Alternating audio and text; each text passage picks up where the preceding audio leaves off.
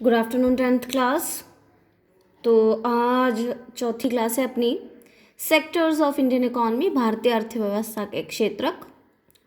और पिछली क्लासेस में हम क्षेत्रकों के विभाजन और ख़ासकर हमने ये पढ़ा था कि टर्शरी सेक्टर में जीडीपी का क्या रोल है और क्या वजह है कि टर्शरी सेक्टर्स में बहुत ज़्यादा जो है प्रोडक्शन ज़्यादा है लेकिन एम्प्लॉयमेंट क्यों नहीं है। आज हम अगला टॉपिक करेंगे division of sectors as organised and unorganised.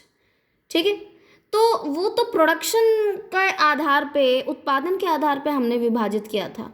एक और तरीका है, यानी कि हम एक और तरीके से सारे उत्पादन को, क्षेत्रकों को हम डिवाइड कर सकते हैं। वो है, एक है ऑर्गेनाइज्ड और दूसरा है अनऑर्गेनाइज्ड, संगठित और असंगठित क्षेत्रक। अब ये क्या होते हैं ऑर्गेनाइज सेक्टर्स? देखो, आपके एक टेक्स्ट बुक में एग्जांपल दिया हुआ है, एक लेडी जो एक गवर्नमेंट सर्वेंट है, गवर्नमेंट सरकारी में नौकरी करते हैं, उनको क्या क्या प्रोविजंस है। और वहीं दूसरी ओर एक व्यक्ति की स्टोरी दी हुई है जो कि एक दुकान में काम करते हैं। तो संगठित का क्या मतलब होता है? Organise sectors are those enterprises where terms of environment are regular and assured. ये संगठित या ऑर्गेनाइज सेक्टर्स की जो नौकरियां होती हैं वो रेगुलर बेस पे होती है। आपकी नौकरी रेगुलर होती है, अश्योर्ड होती है, उसमें सिक्योरिटी होती है। ज़्यादातर, सारे नहीं हैं अगेन, ज़्यादातर organise sectors registered by government, सरकार के तरफ से जो है रजिस्टर्ड होती हैं, राइट। जैसे गवर्नमेंट सर्वेंट के जितने भी इस गवर्नमेंट सर्विसेज हैं वो संगठित क्षेत्रों में आते हैं, ऑर्गेनाइज सेक्टर्स में आते हैं। क्यों? क्योंकि चूंकि ये गवर्नमेंट चलाती है या गवर्नमेंट के थ्रू रजिस्टर्ड होती हैं, they have to follow rules and regulations of government. Government ने एम्प्लॉयमेंट देने के जो भी रूल्स एंड रेगुलेशंस हैं उनको वो फॉलो करना होता है, रूल्स के अकॉर्डिंग चलते हैं। Workers in the organise sectors enjoy security of employment. जो ऑर्गेनाइज सेक्टर्स में जो काम करते हैं सिक्योरिटी होती है। ऐसा नहीं कि वो कभी भी गए और उनको नौकरी से निकाल दिया। आप एक बार वो लग जाते हैं थ्रू रिक्रूटमेंट प्रोसेस, उनको कोई भी निकाल नहीं सकता उनकी नौकरी से, अनटिल अनलेस कोई बहुत बड़ी बात हो। बेवजह कोई उन्हें नौकरी से नहीं निकाल सकता। सिक्योरिटी है क्योंकि वो लॉ है, ठीक है, उन कानून बना है। They have to work only a fixed number of hours. उनके वर्किंग आवर्स फिक्स होते हैं कि इतने बजे आना है और इतने बजे उनकी छुट्टी हो जाएगी। If they work more they are paid overtime. अगर उनको जो है ज़्यादा ओवर टाइम करने की इच्छा हो, ज़्यादा टाइम करते हैं, तो उस ओवर टाइम के भी पैसे अलग से इनको मिलते हैं apart from their salary. Again organise sectors के क्या फ़ायदे हैं? They get paid leave. उनको जो है पेड लीव मिलता है, उनको लीव होती है इतने साल में, इतने सीएल होती है, इतनी ईएल होती है, इतनी सिक लीव होती है, ऐसे लीव मिलते हैं। तो लीव अगर लेते भी हैं तो उतने अगर लेंगे जितना प्रिस्क्राइब्ड है, तो उनकी कोई पैसे नहीं कटते। इसके अलावा उनका प्रोविडेंट फंड भी होता है। प्रोविडेंट फंड क्या होता है? प्रोविडेंट फंड बेसिकली पीएफ की, उनकी सैलरी का एक हिस्सा और कंपनी मिला के एक अमाउंट उनके अकाउंट में हमेशा डालते हैं और आफ्टर रिटायरमेंट उनको वो पैसे इकट्ठे मिलते हैं। They gate medical benefits. कई सारे गवर्नमेंट सेक्टर्स में आपको पता है मेडिकल बेनिफिट्स मिलते हैं। अगर आपका कोई इलाज हुआ है या कोई दवाइयों का है तो उसका मेडिकल लगा के आप जहाँ पे काम करते हैं वहाँ पे सबमिट करो तो वो पैसे आपको वापस मिल जाते हैं। When they retired they get pensions also. जब वो रिटायर होते हैं उनको पेंशन भी मिलता है। सो ये सब कैरेक्टरिस्टिक्स, ये सब फ़ायदे किस में होते हैं? गवर्नमेंट जॉब में होते हैं। कई बार आपने सुना होगा कि प्राइवेट जॉब बहुत बेकार होती है, गवर्नमेंट जॉब अगर एक पियून की भी नौकरी मिलती है तो वो बेटर है क्योंकि उसमें सिक्योरिटी होती है। So actually that is true, because आपको ऑर्गेनाइज सेक्टर्स में खासकर ज़्यादातर जो गवर्नमेंट होते हैं वहाँ पे ये सारे बेनिफिट्स मिलते हैं। प्राइवेट भी हैं, कई सारे बड़े बड़े प्राइवेट इंस्टीट्यूट्स हैं जो कि इसी रोल्स के अनुसार जो है काम करते हैं, बट वो बहुत कम होते हैं, ठीक है, वो बहुत ही कम होते हैं। ऐसे बड़े बड़े जो कंपनीज होते हैं जो ये सारे रूल्स को फॉलो करते हैं प्राइवेट में, लेकिन है, यस देयर आर। सो इसलिए ये सारे बेनिफिट्स ऑर्गेनाइज सेक्टर्स में होते हैं जो एक रूल्स एंड रेगुलेशंस के हिसाब से काम करते हैं। वहीं दूसरी ओर अगर आप अनऑर्गेनाइज सेक्टर्स की बात करोगे, जो अनऑर्गेनाइज सेक्टर्स होते हैं are outside the control of government. ये जो हमने ऑर्गेनाइज सेक्टर्स की बात की, पूरा जस्ट उसका उल्टा है सारा। ये गवर्नमेंट कंट्रोल के अंदर नहीं होता, ना ही उनमें रजिस्टर्ड होता है। वो प्राइवेट इंडिविजुअल्स चलाते हैं, वो अपनी मर्जी से चलाते हैं, वो अपनी मर्जी से तनख्वाह देते हैं। Low paid and not regular, payment बहुत, उनकी सैलरी बहुत कम होती है और रेगुलर भी नहीं होते। ये कभी आए कभी गए, कभी आए कभी। No provision for overtime. आपको वो, अगर आपका बॉस कहेगा कि आपको छुट्टी के बाद भी काम करना पड़ेगा, करना ही पड़ेगा, और आपको उसके एक्स्ट्रा पैसे भी नहीं मिलते, पेड लीव भी नहीं मिलता कई बार। तो एम्प्लॉयमेंट इज़ नॉट सिक्योर। आज है कल गए, कभी भी अपनी मर्जी से जो है ये लोग जो है बिना किसी गलती के भी नौकरी से निकाल देते हैं, अगर इनकी कंपनी नुकसान में जाती है तो।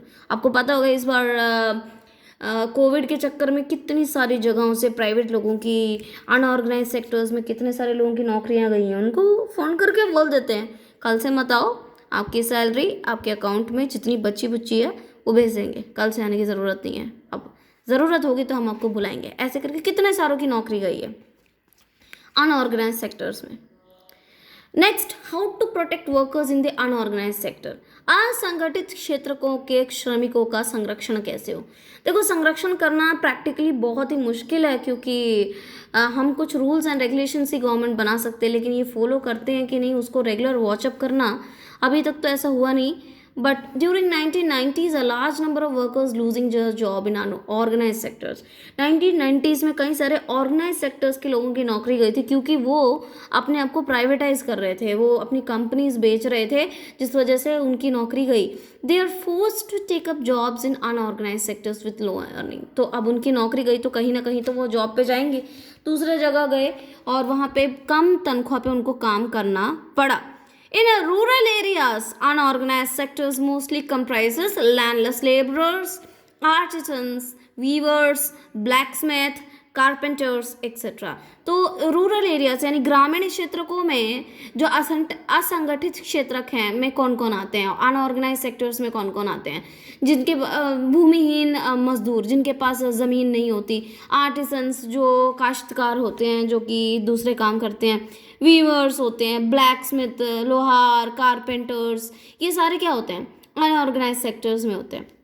वहीं इन अर्बन एरियाज, शहर में क्या होता है, unorganise sectors include workers in small scale industry, छोटे छोटे उद्योगों में, छोटे छोटे फैक्ट्रीज में जो काम करते हैं वो होते हैं। कैजुअल लेबरर्स जो दिहाड़ी पे काम करते हैं वे, स्ट्रीट वेंडर्स है ना जो रेडियाँ लगाते हैं,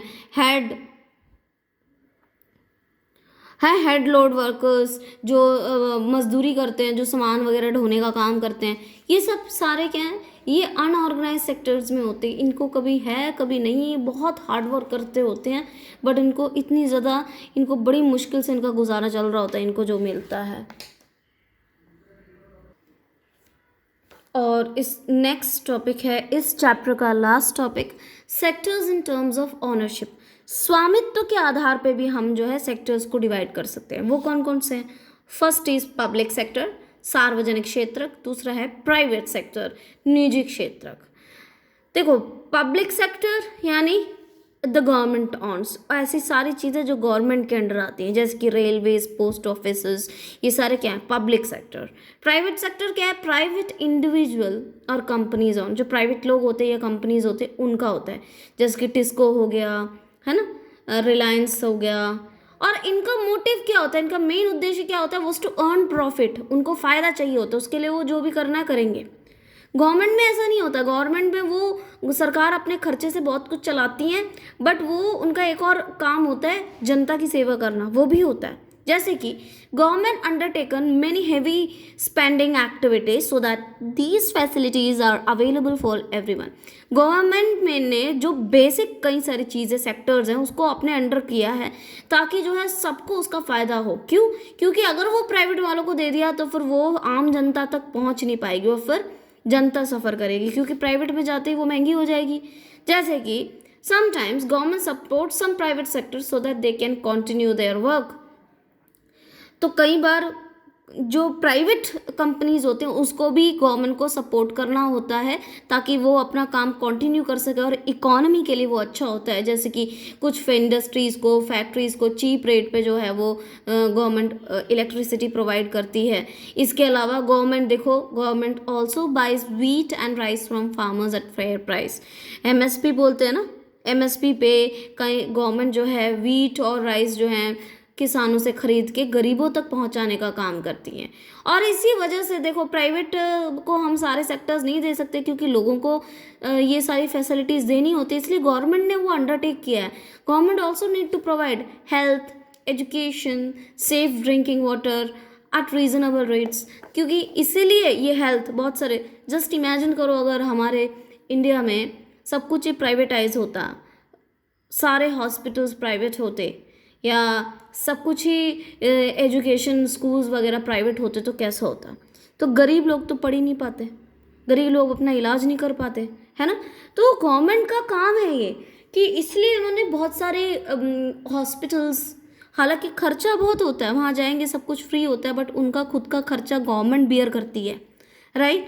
लेकिन उनको गरीबों के लिए कुछ ना कुछ तो करना ही पड़ेगा ना, इसलिए बहुत सारे, जैसे स्कूल है, आप लोगों का फीस है, आप लोगों की 3 महीने की बहुत ज़्यादा फीस नहीं होती है, 2400 के आसपास फीस होती है, राइट। अब प्राइवेट स्कूल में पता है कितना खर्चा होता है, पूरे साल की फ़ीस लाख लाख रुपए जाती है उनकी, इतना ज़्यादा खर्चा होता है। सो जस्ट इमेजिन अगर हमारा स्कूल अचानक से एक दिन ये डिसीजन आ जाए कि KVs सारे प्राइवेट हो जाएं, तो कितने बच्चे अभी जो पढ़ रहे हैं वो पढ़ पाएंगे हमारे स्कूल में। तो ये भी है। तो ये गवर्नमेंट ने इसलिए मैक्सिमम चीज़ों को अपने अंडर लिए हुए ताकि लोगों तक चीप रेट्स में उसका फ़ायदा पहुंच सके। ओके, तो इसी के साथ आपका ये चैप्टर ख़त्म होता है।